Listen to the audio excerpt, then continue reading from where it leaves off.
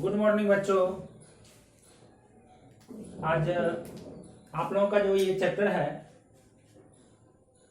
ये आज लास्ट कर देंगे और इस चैप्टर को जब आप पूरे वीडियो को देखेंगे तब आपको पता चलेगा कि मैं इस वीडियो में चैप्टर का बहुमूल्य क्वेश्चन जो आपके बोर्ड के एग्जाम में पूछते हैं ऐसे क्वेश्चन डाल रहे हैं। तो इसलिए आप इस वीडियो को एक बार नहीं बल्कि 2 बार 4 बार जब तक कि आपको याद नहीं हो जाए, समझ में नहीं आ जाए, तब तक आप इस वीडियो को देखते रहें ताकि आपको इस चैप्टर से जो विविध क्वेश्चन है, जो भी क्वेश्चन आ जाए एग्जाम में, आप आसानी से सॉल्व कर लें। तो एक बार हम चाहेंगे कि आप लोग जो है इस वीडियो को सब्सक्राइब कर लें जिससे कि हम जो भी वीडियो डालें आपको आसानी से मिलते रहे। तो आप लोग सबसे पहले इस वीडियो को सब्सक्राइब करें। कर लिए समझ में? ठीक है, ओके। अब देखिए आपका क्वेश्चन बनेगा एकदम बिहार बोर्ड का विविध क्वेश्चन बनता है। इस चैप्टर का विविध क्वेश्चन है यौन संचारित रोग। यौन, देखिए यहाँ क्वेश्चन में ही आंसर जो, जब आप ध्यान देंगे तो आपको लगेगा कि क्वेश्चन में ही ये सारे आंसर छुपे हुए। जैसे यहाँ यौन संचारित रोग मतलब जनन क्रिया के द्वारा जनन अंगों में फैलने वाले रोग को ही हम यौन संचारित रोग, सेक्सुअल ट्रांसमिटेड डिजीज के नाम से जानते हैं। समझ आ रहा है? यानी यौन संचारित रोग यानी जनन क्रिया के द्वारा जनन अंगों में फैलने वाले रोग को क्या कहते हैं? यौन संचारित रोग। अब देखिए यौन संचारित रोग का सबसे बड़ी कारण होता है कि यौन संचारित रोग फैलता क्यों? यौन संचारित रोग जो फैल रहा है असुरक्षित जनन क्रिया करने के कारण, कि जब आप असुरक्षित जनन क्रिया करते हैं तो ये बीमारियां फैलता है। इस बीमारी का फैलने का सबसे बहुमूल्य कारण है कि किसी अनजान व्यक्तियों के द्वारा अनजान व्यक्तियों के साथ जनन क्रिया करना, और वो भी असुरक्षित जनन क्रिया। जब भी आप असुरक्षित जनन क्रिया करते हैं तो हो सकता है कि आपके शरीर में, उस नर या मादा के शरीर में जो बीमारियां होगा, यौन संबंधित बीमारियां होगा, वो बीमारियां आपके शरीर में भी प्रवेश कर जाए और उन जनन अंगों में, यह कह रहा है कि यौन संचारित होती, यौन संचारित कहां पर है? यानी जनन अंगों में। तो आप समझ में आ रहा है कि यौन संचारित रोग किसको कहेंगे? यानी जनन क्रिया के द्वारा जनन अंगों में फैलने वाले रोग को हम यौन संचारित रोग कहते हैं। आगे समझ में? अब देखिए यौन संचार को एग्जाम में रहेगा कि यौन संचारित रोग का नाम लिखें। तो देखिए यौन संचारित रोग, सबसे पहले पहला देखिए एसटीडी। अब देखिए एसटीडी यानी ये यौन संचारित जनन क्रिया में फैलने वाले रोग को ही हम एसटीडी रोग के नाम से जानते हैं। अभी आप देख लिए कि यौन संचारित रोग क्या थी। एसटीडी भी क्या है कि यौन संचारित रोग ही होते हैं। अब दूसरा देखिए कि दूसरा होता है, यानी ये बीमारी एक नहीं है, ये बल्कि बीमारी बहुत सारे हैं। दूसरा देखिए कि दूसरा है गनोरिया।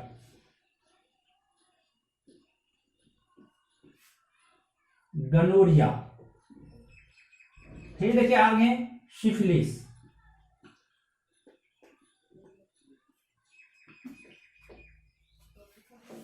सिफिलिस।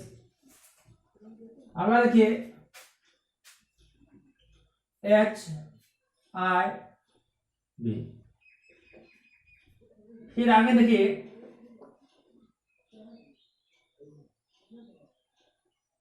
एड्स। ये सब क्या है? ये सब यौन संचारित रोग है, यानी जनन क्रिया के द्वारा जनन अंगों में फैलने वाले रोग होते हैं।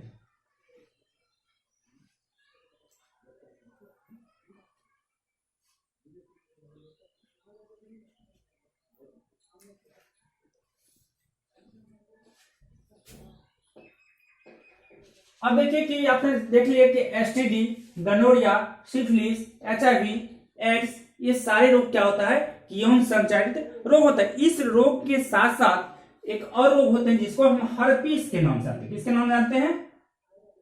हर्पीस।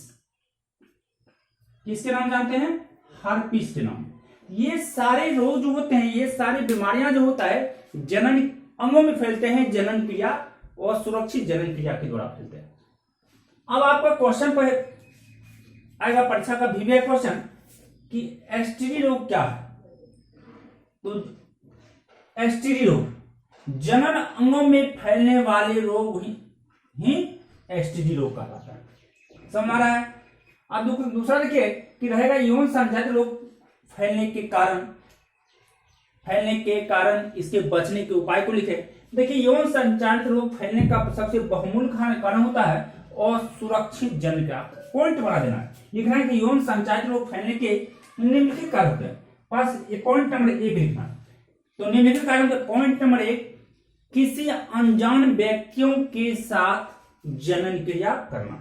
जब आप किसी अनजान व्यक्तियों के साथ जनन क्रिया करते हैं तो हो सकता है अगर वो व्यक्ति किसी भी जनन अंगों से, यहां देख रहे हैं ये सारे बीमारी, ये किसी भी बीमारी से, ये सारे बीमारी के नाम है, किसी भी बीमारी से अगर वो व्यक्ति, वो नर या मादा अगर पीड़ित है, उस नर या मादा को ये बीमारी है, तो जो उसके साथ सेक्सुअल क्रिया करेगा उसको भी ये बीमारी प्रवेश कर जाएगी। इसीलिए इसका फैलने का बहुमूल्य कारण क्या हुआ? पॉइंट नंबर 1, किसी भी अनजान व्यक्तियों के साथ जनन क्रिया करने के कारण। दूसरा फिर पॉइंट बनाना है। दूसरा पॉइंट बनता है किसी दूसरे व्यक्तियों के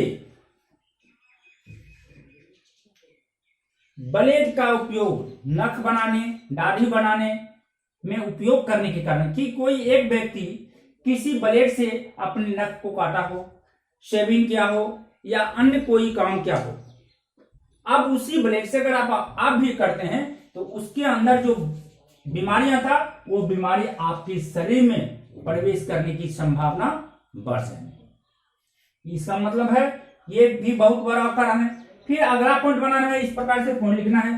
फिर तीसरा पॉइंट बनाना है कि किसी व्यक्तियों के द्वारा उपयोग किए जाने वाले रुमाल या तौलिए का किसी दूसरे व्यक्तियों को करने के कारण, कि अगर कोई व्यक्ति अगर रुमाल या तौलिए का उपयोग कर रहा है और उसी रुमाल तौलिए का उपयोग फिर आप कर रहे हैं, ये बीमारी उससे आपके शरीर के अंदर ट्रांसफर हो सकता है, आपके शरीर में प्रवेश कर सकता है। इसलिए किसी दूसरे व्यक्ति की रुमाल या तौलिए का उपयोग नहीं करना चाहिए, अन्यथा आप इस बीमारी से पीड़ित हो सकते हैं। समझ में है किसके कारण फैल रहे हैं? आप दूसरा देखिए, और कारण हो सकता है कि रुधिर ट्रांसफर करने के कारण, कि रक्त अगर किसी व्यक्तियों का रक्त अगर आप डोनेट कर रहे हैं, रक्त अगर ले रहे हैं या दे रहे हैं, तो रक्त का परीक्षण करना चाहिए। इसके बाद ही किसी व्यक्तियों के रक्त को लेना चाहिए, अन्यथा उस व्यक्ति के शरीर में अगर ये बीमारियां हैं और उस व्यक्ति का ब्लड जिसको चढ़ाया जाएगा वो व्यक्ति भी इस बीमारी से पीड़ित हो जाएंगे। तो अब आप सबको समझ में आया कि यौन संचालित रोग कैसे कैसे फैलता है। पहला पॉइंट, किसी अनजान व्यक्तियों के साथ सेक्सुअल क्रिया करने के कारण। दूसरा पॉइंट आपने देखे कि किसी व्यक्तियों के द्वारा उपयोग किए गए वस्तुओं का उपयोग करने के कारण। फिर अगला पॉइंट आप देखे, किसी दूसरे व्यक्तियों के रक्त को बिना परीक्षण किए हुए, मतलब परीक्षण मतलब जांच, बिना परीक्षण किए हुए किसी व्यक्तियों को देने के बाद ये बीमारी इन सभी के द्वारा एक व्यक्ति से दूसरे व्यक्ति में फैलते हैं। समझ में आ रहा है? अब देखिए कि ये अब आपका क्वेश्चन बनेगा कि इससे बचने के उपाय। तो बचने का उपाय तो वही होगा कि, और पहला पॉइंट अगर क्वेश्चन रहे कि यौन संचालित रोग क्या है और बचने के उपाय, परीक्षा का एकदम भी एक क्वेश्चन ये है। तो बचने का उपाय क्या होगा? किसी व्यक्तियों के शरीर में अगर ये बीमारी है तो आप अनजान है, आपको जानकारी नहीं है, तो इसीलिए अनजान व्यक्तियों के साथ जनन क्रिया, सेक्सुअल क्रिया नहीं करना चाहिए, सबसे पहला पॉइंट। दूसरा पॉइंट, असुरक्षित जनन क्रिया नहीं करना चाहिए, यानी जनन क्रिया कभी भी, सेक्सुअल क्रिया कभी भी माने असुरक्षित ढंगों से नहीं होनी चाहिए। तीसरा कारण है, किसी व्यक्तियों के द्वारा उपयोग किए गए वस्तुओं का उपयोग जैसे ब्लेड, तौलिए, गंजी इत्यादि का उपयोग नहीं करना चाहिए, अन्यथा ये दूसरे व्यक्तियों के शरीर में भी प्रवेश कर सकता है। तीसरा बचाव कि जब भी किसी व्यक्तियों का रक्त अगर आप लेना चाहते हैं, आप अपने शरीर में लेना चाहते हैं या फिर किसी को देना चाहते हैं, तो रक्त की परीक्षण होनी चाहिए, रक्त की जांच होनी चाहिए। जब आप रक्त का जांच करने के बाद अपने शरीर में रुधिर चढ़ाते हैं या किसी को देते हैं, तो ये उसी समय परीक्षण में पता चल जाएगा कि ये इसमें कौन सा बीमारी है। अगर बीमारी है तो ऐसे व्यक्तियों पे रक्त को नहीं देना चाहिए। इन सभी के द्वारा हम इस बीमारी से सुरक्षित रह सकते हैं, हम लोग बचाव कर सकते हैं। समझ में आ गया होगा कि यौन संचारित रोग क्या है। यौन संचारित रोग का नाम लिखें रहे तो STD, gonorrhoea, syphilis, HIV, AIDS और हर्पिस। समझ में आ गया। एड्स, हर्पिस, एचआईवी, सिफिलिस और गनोरिया, ये सारे क्या है, यौन संचारित रोग होते हैं। कैसे फैलता है समझ में आ गया आप लोगों को।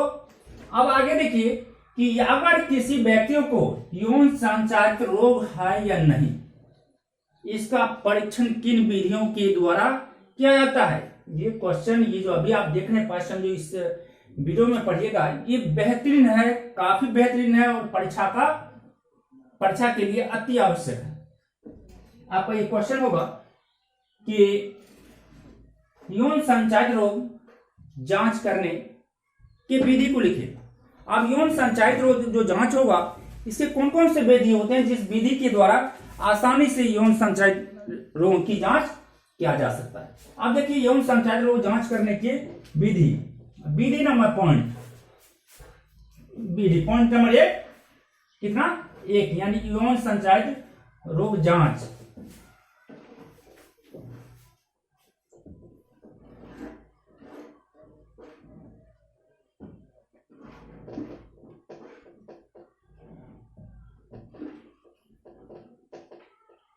जांच करने की विधि।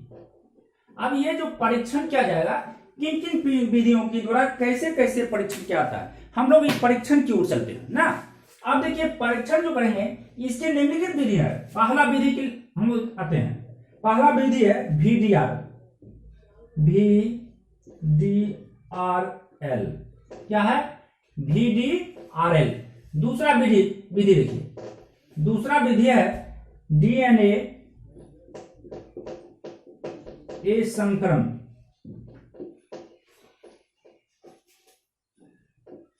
DNA संकरण।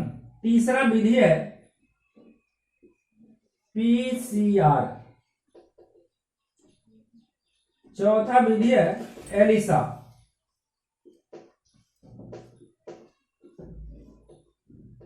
यानी किसी व्यक्तियों की ये बीमारी शरीर में है या नहीं, इसकी जांच जो होता है, ये इतने विधि हैं। पहला VDRL जांच करने या परीक्षण करने की विधि। किस विधि के द्वारा होगा? VDRL के द्वारा। दूसरा होगा DNA संस्करण के द्वारा। तीसरा विधि होगा PCR। दूसरा होगा एलिसा।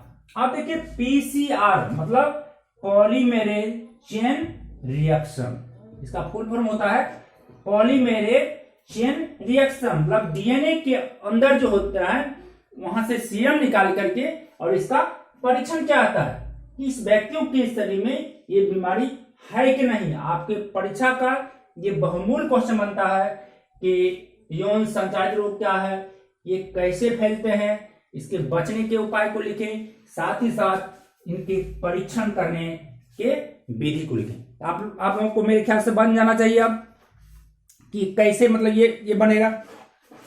अब देखिए हम लोग चलते, यहां से आदमी समझ में आ गया होगा कि यौन संचारित रोग क्या है।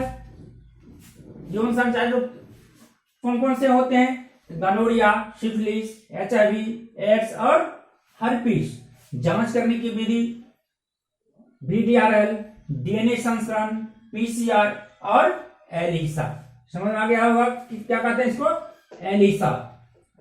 और PCR मतलब पॉलीमेरेज चेन रिएक्शन। अब हम लोग चलते हैं, अब इसको हम लोग मिटाते हैं।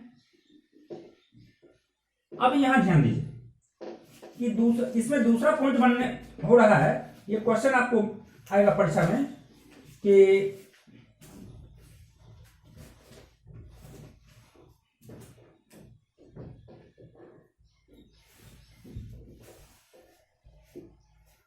बाध्यता,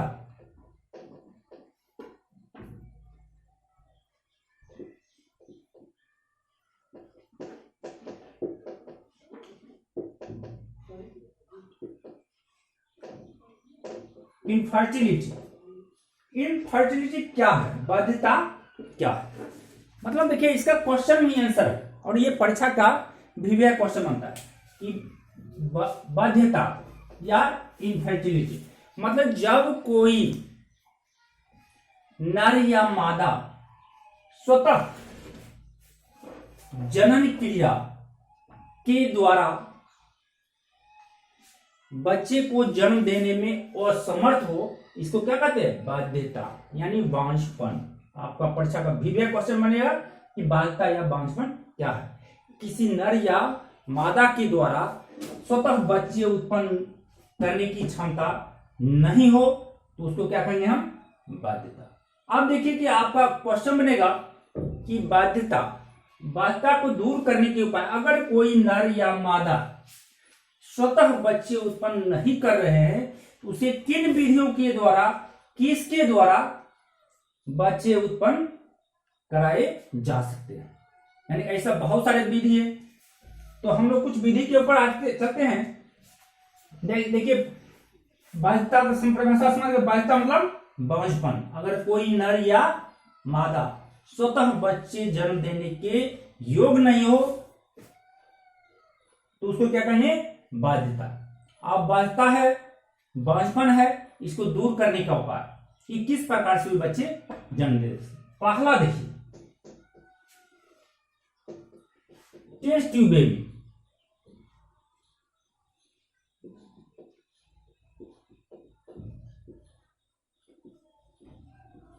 टेस्ट ट्यूब बेबी क्या है, टेस्ट ट्यूब बेबी। पढ़ा क्या है, test tube, test tube baby. किसी क्वेश्चन में ये सर आपको रहेगा टेस्ट ट्यूब बेबी क्या है, test tube baby, test tube baby, test tube baby है क्या। अब देखिए टेस्ट में होता है जांच। अगर कोई नर या मादा बच्चे जन्म देने में असमर्थ हैं तो क्या करता है, डॉक्टर के द्वारा नर और मादा के शरीर से शुक्राणु एवं अंडाणु, ओवम और स्पर्म को बाहर निकाल करके किसी परख नली के अंदर, किसके अंदर, किसी परख नली के अंदर अंडाणु और शुक्राणु को रख दिए जाते हैं, इसमें डाल दिए जाते हैं।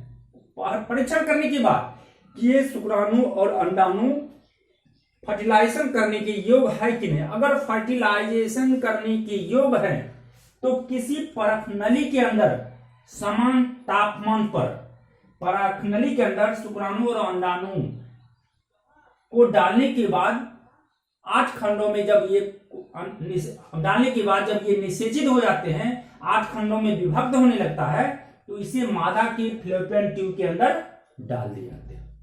जब फ्लोपियन ट्यूब के अंदर डाल दिए जाते हैं तो मादा आसानी से बच्चे दे सकते हैं। इसी को कहते हैं टेस्ट ट्यूब बेबी। आपको परीक्षा का VVI क्वेश्चन रहेगा कि टेस्ट ट्यूब बेबी क्या है, what is test tube baby, मतलब टेस्ट ट्यूब बेबी क्या है। तो टेस्ट ट्यूब मतलब जांच का, टेस्ट माने जांच, देखिए इसी में टेस्ट ट्यूब बेबी। जांच करने के बाद किसी परख नली के अंदर, किसके अंदर, किसी परख नली के अंदर टेस्ट ट्यूब बेबी, टेस्ट माने जांच, ट्यूब माने परख नली के अंदर अंडाणु और शुक्राणु को संलयन करने के बाद अगर बच्चे जन्म होता है तो इसको क्या कहेंगे हम, टेस्ट ट्यूब बेबी, इसको क्या कहेंगे हम?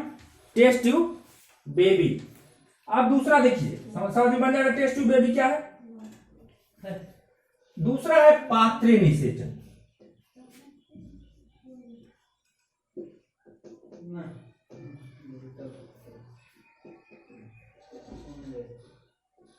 पात्रे निषेचन क्या? दूसरा पात्रे निषेचन।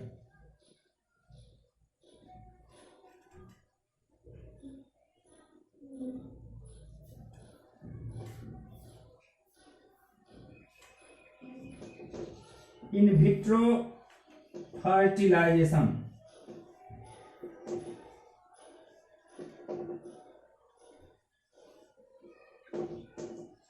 इन विट्रो फर्टिलाइजेशन यानी पात्रे निषेचन। किसी पात्र में अंडाणु और शुक्राणु को निषेचित करना ही क्या कहलाएगा? पात्रे निषेचन क्रिया बन जाएगा। पात्रे निषेचन क्या है? पात्रे निषेचन किसी परखनली के, ये पात्र मतलब वस्तु, किसी वस्तु में अंडाणु और शुक्राणु को लेकर निषेचित कराना ही पात्रे निषेचन क्रिया कहलाता है। दूसरा देखिए, दूसरा बनेगा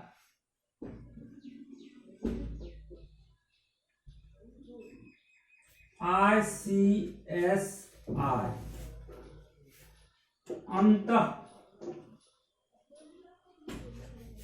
कोशिका कोशिकीय शुक्राणु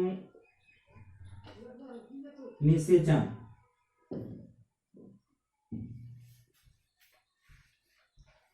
क्या ये?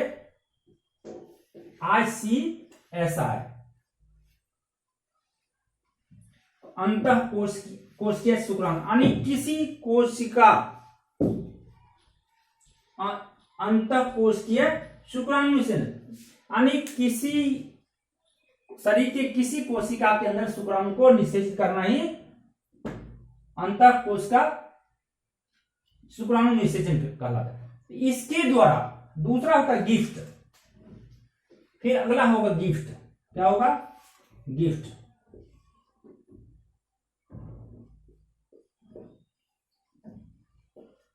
गिफ्ट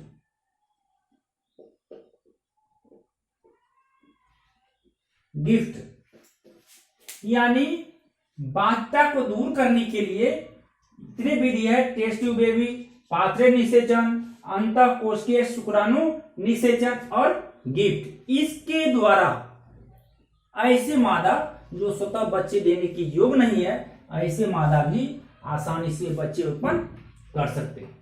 आप लोगों को समझ में आ गया होगा कि यौन संचारित रोग क्या है, यौन संचारित रोग कितने प्रकार के होते हैं और कौन कौन से रोग होते हैं, ये रोग से कैसे बचा जा सकता है, इस रोग के दूर करने का कारण क्या हो सकता है, बन जाएगा समझने से। दूसरा है बाध्यता मतलब बांझपन, वो क्या है, ये बांझपन को दूर करने के उपाय की इसको हम कैसे कैसे दूर कर सकते हैं। तो टेस्ट ट्यूब बेबी, ये परीक्षा का भी क्वेश्चन बनता है कि टेस्ट ट्यूब बेबी क्या है।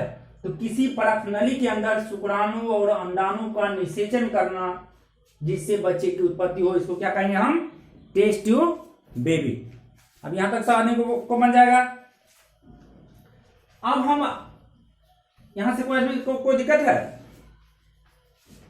चलिए हम इसको मिटाते हैं।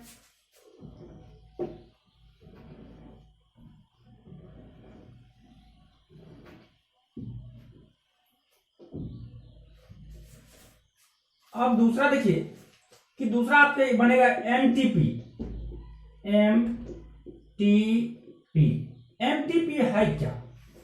एम से होता है medical termination of pregnancy. MTP किसी मादा के शरीर के अंदर जो बच्चे पल रहे हैं,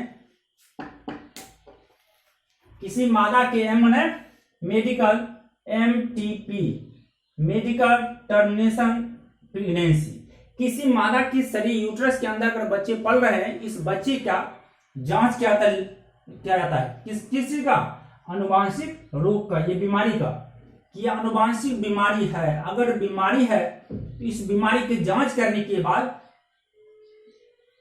जन्म से पूर्व उसे यूट्रस से बाहर निकाल दिया जाता है। इसको क्या कहते हैं, MTP बन जाएगा। अगर क्वेश्चन रहे कि भ्रूण हत्या क्या है, अब देखिए इसी में क्वेश्चन बन जाएगा भ्रूण हत्या, कि भ्रूण माने बच्चा, जायगोट, कि जब किसी मादा के शरीर के अंदर अगर बच्चे पल रहे हैं, बच्चे को जन्म से पूर्व शरीर से बाहर निकाल देना, उसकी हत्या कर देना ही भ्रूण हत्या कहलाता है। बन जाएगा भ्रूण हत्या क्या है।